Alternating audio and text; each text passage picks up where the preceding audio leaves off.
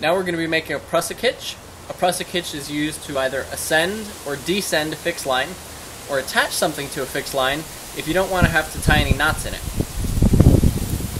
We typically make the Prusik hitch out of a loop of cordlette that we've tied.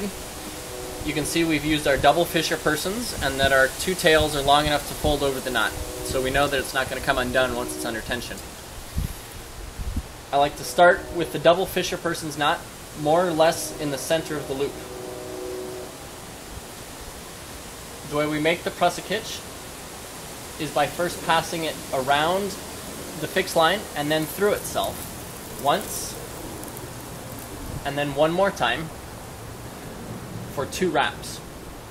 Now, since we're using a double fixed line, meaning there are 2 fixed lines, generally 2 wraps in a Prusik are sufficient to hold on.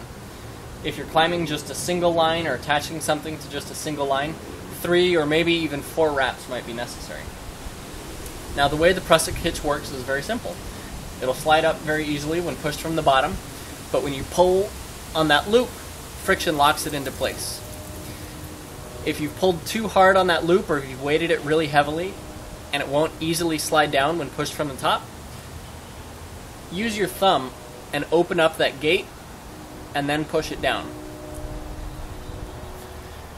Now, the reason it's good to keep the double Fisher persons out of the bottom of the loop is in case you want to tie any knots in the bottom of it.